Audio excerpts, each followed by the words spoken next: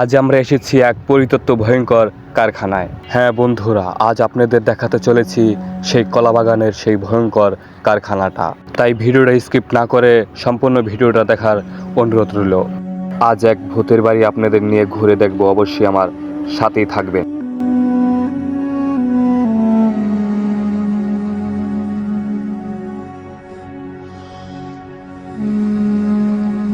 এখানে আসার পরে লোকমুখে আমরা শুনেছি যে এখানে আগে মানুষজন ছিল, বা এটা নাকি আগে একটি বাসা ছিল। এখানে যখন মানুষজন থাকা শুরু করলো তখন নাকি অদ্ভুত কিছু ঘটনা তাদের সাথে ঘটে।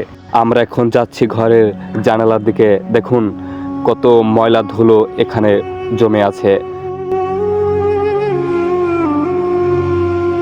এখন এই বাসার মেন ঘটনা আপনাদের খুলে বলি, কি হয়েছিল এই বাসায়, বাসা কি করে কারখানা হয়ে গেল সেটাও আপনাদের আজ খুলে বলবো।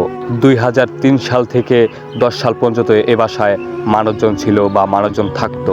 তাই তাদের প্রবলেমটা দেখা দেয় রাতের বেলা, যেমন চালের উপর দিয়ে মানুষের হাঁটা চলা বা কোন এক বাচ্চার কান্নার সুর, এমন আর কি নানান পদের সমস্যা তারা কিন্তু দাবি করেন এখানকার মানুষজন। তাই তারা এখান থেকে অন্য জায়গায় চলে যায় বা এই বাড়ি ছেড়ে। তারপরে শুনেছি এই বাড়িটা কয়েক বছর বন্ধ ছিল। হঠাৎ একজন এসে এই বাড়িটাকে ভাড়া নিয়ে এসে এখানে কারখানা বানায়। তার সাথে নাকিও সেই একই ঘটনা ঘটে, যেমন চালের পর্দা, মানুষের হাঁটা চলার শব্দ বা এক বাচ্চার কান্নার সুর। একদিন তো কারখানার পোলাপানিটাও দেখে যে এক জায়গার মাল অন্য জায়গায় পাওয়া যেত, বা তারা কাজ করতেছে, বা তাদের সাথে অনেক ঘটনা তাদের সাথে ঘটে। তাই এই কারখানার মালিক যে সে সিদ্ধান্ত নেয় যে সে আর এই কারখানায় কাজ করবে না বা অন্য কারোর দেশে আর কাজ করাবে না। তাই সে কারখানা ছেড়ে অনেক দূরে চলে যায়।